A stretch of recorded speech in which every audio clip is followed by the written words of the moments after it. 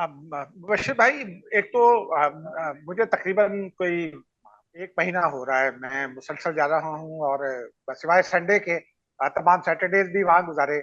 और रोजाना सुबह, वो पंजाबी में कहते हैं ना, मुंह अंधेरे उठ के चले जाइदा है। सुबह सुबह चले जाते हैं और फिर शाम सरे, बल्कि शाम गए वापस आते हैं। आ, ये और मेरी नजर में ये जो डिफेंडिंग पार्टी होती है उसका राइट भी होता है कि वो मुकदमे को लटका दे, क्योंकि वो मुकदमे को लटकाएगी तो फिर पाकिस्तान के गिवन कॉन्टेक्स्ट में वो मुकदमे कहीं डील कर लेगी या कहीं बचने की राह तलाश करेगी।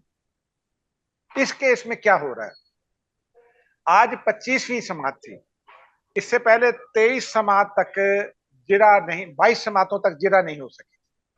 वो आखिरी गवाह है नैब के आईओ जो हैं, उमर नदीम, उन पर जिरा नहीं हो सकी थी। 22 समातें, कभी एक वकील बीमार हो गया, कभी दूसरा हो गया। प्रोसिक्यूशन ये कहती थी कि वकीलों का तो ढेर लगा हुआ है, 4 वकला तो लीडिंग काउंसिल हैं जिनके वकालतनामे मौजूद है, जिनमें उस्मान गिल भी हैं, जिनमें सलमान सफदर हैं, उस पर मशाल यूसुफ जही हैं, फैसल चौधरी हैं, फिर जहीर चौधरी जहीर भी, वो खैर बुशरा बीबी के वकील हैं। तो वो कहते थे कोई एक कर ले, और फिर कभी कोई एक वकील कुछ कहता था, कभी कोई दूसरा, तो वो नहीं हो रही थी।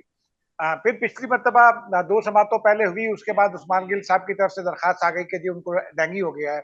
और आज हमने उनको देखा, वो उनकी सेहत कुछ डाउन लग रही थी। कोई मुझे तो नहीं पता कि डेंगू हुआ या नहीं, लेकिन उनकी सेहत उस जो पहले होती है उससे थोड़ी सी डाउन लग रही थी। लेकिन बहरहाल आज सुबह भी ये हुआ कि जज साहब पहुंच गए और अदालत को ये मैसेज दिया गया कि जी उस्मान गिल साहब तशरीफ ला रहे हैं। और उसके बाद कोई घंटा 1.5 घंटा गुजर गया। जज आए हुए थे सुबह 10 बजे के, और 12 बजे के करीब वो अदालत में आए। उन्होंने पूछा भाई यहाँ क्या मामला है, तो यही बताया कि जी उस्मान गिल साहब आ रहे हैं। तो उन्होंने कहा कि ये, उन्होंने नाराजगी का इजहार किया और उन्होंने कहा ये आज 25वीं समाअत है, और अगर ये नहीं होगा तो लास्ट गुज़िश्ता रोज उन्होंने आखिरी मैसेज दिया था, आखिरी यूं समझिए कि मौका दिया था आज के लिए। तो उन्होंने कहा कि आज आखिरी मौका है, और अगर ये नहीं आते उस्मान गिल साहब तो उन्हें बता दें कि फिर मैं हक के जिरा खत्म कर दूंगा और स्टेट काउंसिल मुकर्रर कर दूंगा जिरा के लिए। तो फिर 5 मिनट के में जो है वो उनको बताया गया कि आ रहे हैं, और 5 मिनट में वो पहुंच भी गए। और उसके बाद ये जिरा शुरू हो गई। जिरा शुरू हो गई लेकिन मुकम्मल नहीं हो सकी। उस्मान गिल साहब जो है वो, मैं उनको बतौर वकील देखता रहता हूँ। उनका जिरा करने का एक बड़ा नपतुल्ला सा अंदाज है। वो अपने हिसाब से सवालात बनाते हैं, फिर वो सवाल से सवाल निकालते हैं, और जितने सवाल लिख कर दिए होते हैं उससे जरा ज्यादा ही सवालात करते हैं। तो आज उन्होंने 3-4 पेजेस के सवालात लिख कर दिए हुए थे। एक पेज के जो सवालात है वो मुकम्मल हुए। वो 6-6, 7-7 दिन जिरा चलाते हैं। अब जिरा शुरू हो गई है, आखिरी हतमी जिरा है। और उसके बाद जो है वो पता नहीं खत्म कब होगी। 6 दिन लगे, 7 दिन लगे, 8 दिन लगे। उसके बाद फिर 342 के बयानात होंगे। और फिर इस बात का भी इम्कान है कि इमरान खान की जानिब से और या बुशरा बीबी की जानिब से एक और हतमी गवाह पेश किया जाए, क्योंकि दरमियान में उन्होंने ये इंडिकेशन दी थी कि वो भी एक फाइनल गवाह पेश करना चाहते हैं।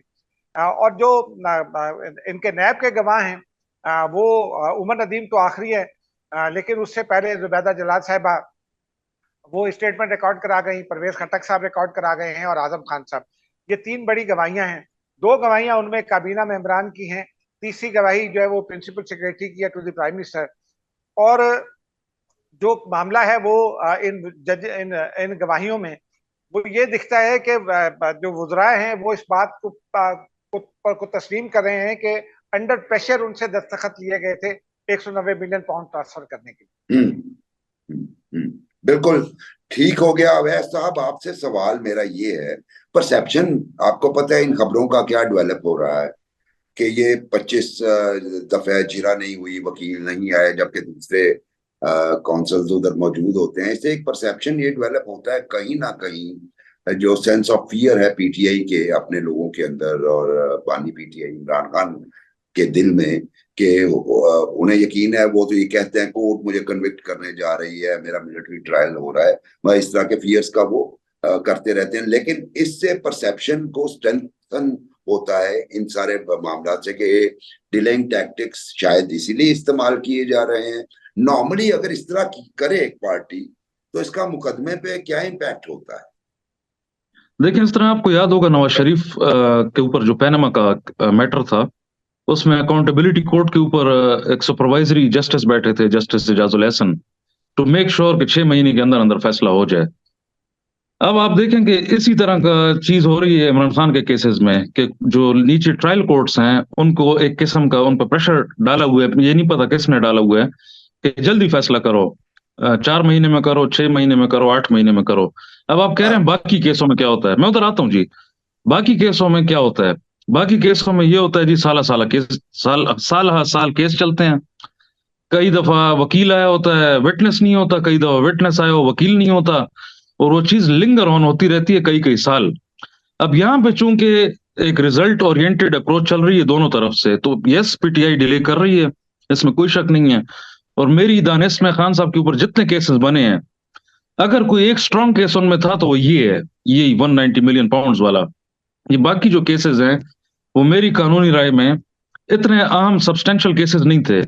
तो इस पे तो उनको, मैं कहता हूं कि अगर जज के ऊपर बिल्कुल भी प्रेशर ना हो, तो खान साहब ने गलती की थी 190 मिलियन पाउंड वाले केस में, कैबिनेट का जो वो उसमें अप्रूवल दिलवा के इसमें कंप्लीटली नैप का वो बनता है। तो इसलिए yes they are using delaying tactics, और वकला आमतौर पे डिलेइंग टैक्टिक्स इसी तरह करते हैं कि जी वो फलां अदालत में बिजी है, फलां अदालत में बिजी है। फिर अगर आप उनको कहें आपके तो 4 वकील हैं, तो आगे से ये कह सकते हैं कि जी इस पे ये वाला वकील जरा करेगा, उस पे वो वाला करेगा। अल्टीमेटली खैर ये इसी तरह इसको खींचते रहेंगे। एक दिन एविडेंस कंप्लीट हो जाएगी नेक्स्ट 2 वीक्स में, फिर 342 की स्टेटमेंट्स हो जाएंगी और फिर डिसीजन आएगा। तो yes they are using delaying tactics, but this is what happens in almost every case.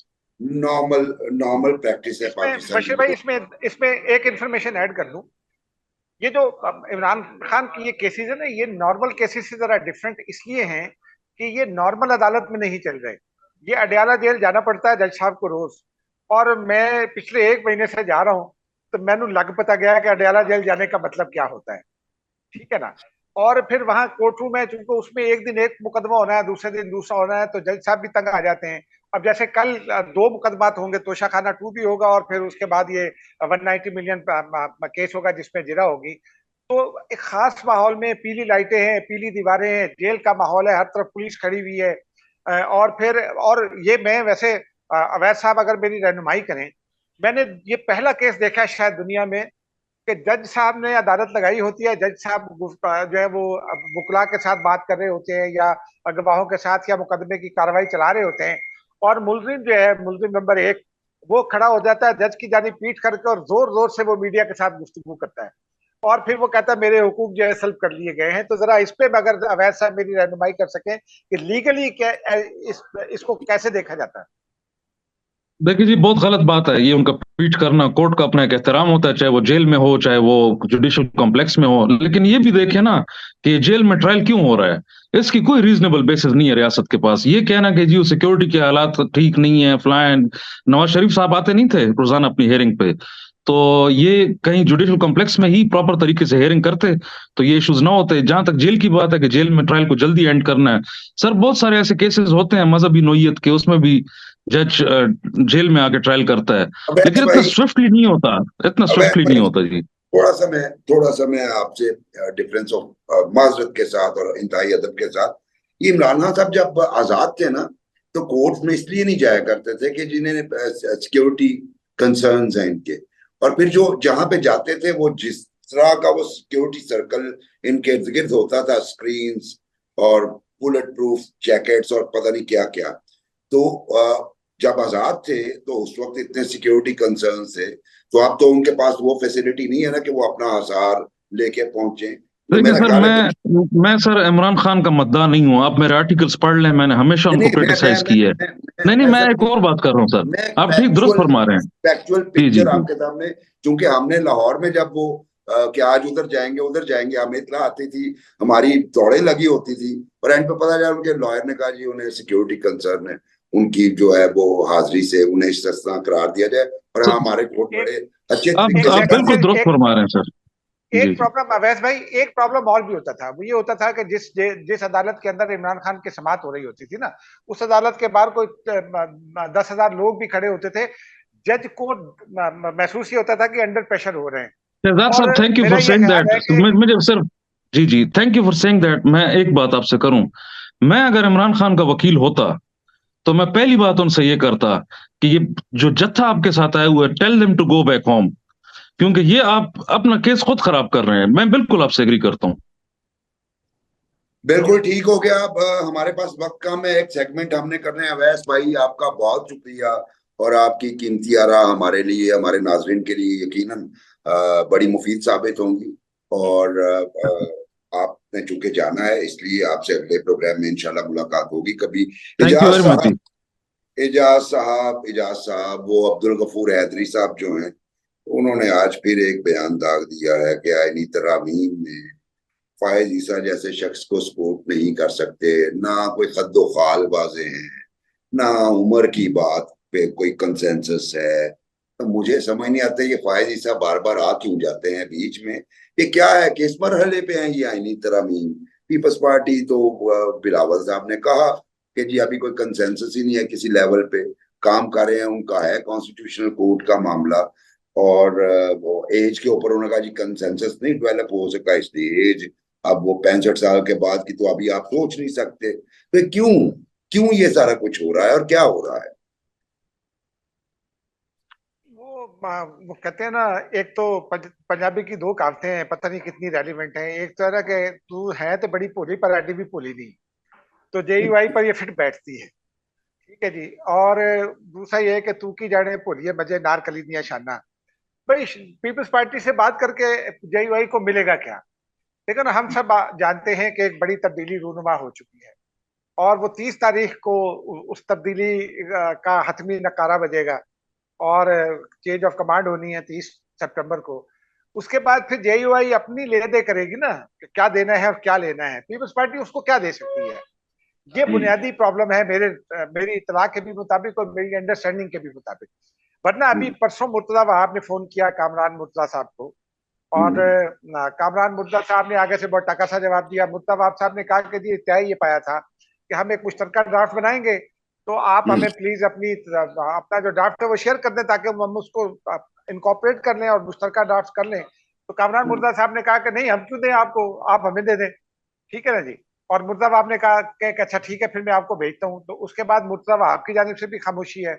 Peoples party इसके ऊपर अपना काम कर रही है, लेकिन ये मैं आपको बता दूं कि एक जो खदशा है ना, वो कल की इलेक्शन कमीशन की जो आई है जिसको मैं कल ही कह रहा था कि नजरसानी की दरखास्त है, बाकी मीडिया के दोस्तों ने आज कहा। वो नजरसानी की दरखास्त में एक बड़ा मासूमाना सा सवाल पूछे कि ऐसी जाइए तो जाइए किछे, कानून को माने या सुप्रीम कोर्ट के फैसले को, क्योंकि कानून ने सुप्रीम कोर्ट के फैसले को प्रैक्टिकली खत्म कर दिया है, चाहे वो तफसीली फैसला हो चाहे वो शॉर्ट ऑर्डर हो।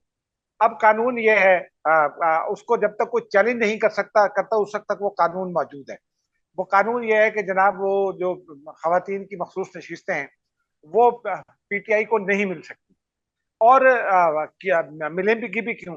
फिर आइन का आर्टिकल ये कहता है, मुख्तलिफ आर्टिकल, और फिर इलेक्शन एक्ट ये कहता है कि आप इलेक्ट हुए 3 रोज आपके पास होते हैं, आपने एक डिक्लेरेशन देना है कि आप किस पॉलिटिकल पार्टी में हैं।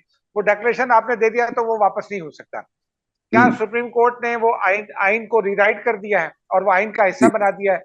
ये बड़ा इंपॉर्टेंट सवाल है। और इसी वजह से इलेक्शन कमीशन ने वो मासूमियत से पूछा कि पाइन सानू दसो कैसी कितने जाइए। वो सबसे बड़ा प्रॉब्लम है